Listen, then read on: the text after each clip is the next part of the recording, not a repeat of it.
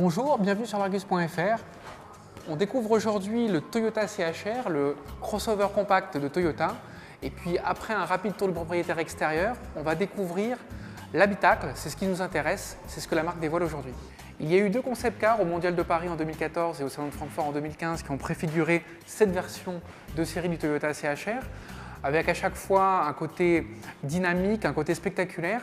Et puis ce qui est bien, c'est que la promesse a été tenue parce que sur cette version de série, tous les éléments forts ont été préservés. On voit par exemple cette découpe de phare qui va s'enrouler autour du passage de roue, la calandre sur deux niveaux, ce museau très dynamique. C'est très bien de garder ça en série parce que d'habitude Toyota nous avait plutôt habitués à des réalisations plutôt fades, plutôt passe-partout, et c'est très bien que le dynamisme de la marque en termes de design soit présent.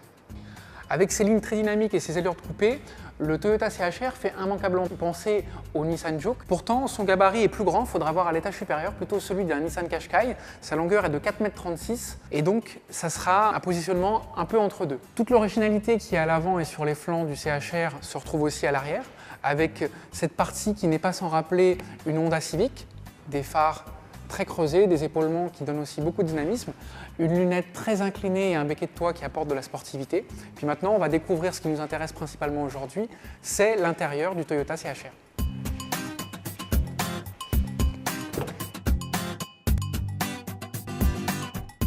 À bord du Toyota CHR, l'originalité est également de mise, c'est parfaitement raccord avec l'extérieur.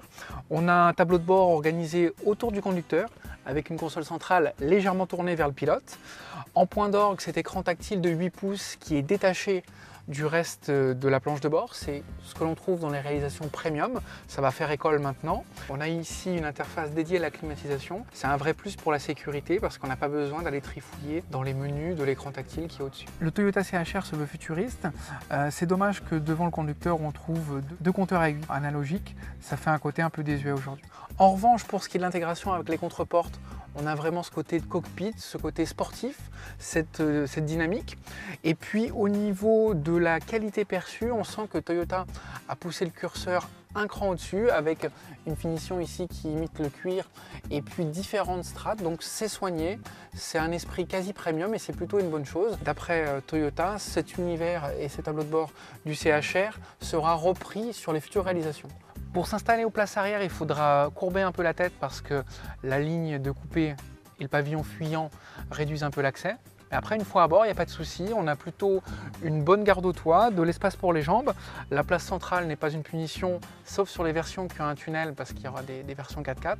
Mais au global, ce Toyota CHR peut être très bien utilisé de manière familiale et ça renforce son côté polyvalent. Le Toyota CHR sera commercialisé en fin d'année. Il y aura deux motorisations, de l'hybride qui représentera 90% des ventes selon Toyota et une version essence 1,2 litre turbo. À bientôt sur l'Argus.fr.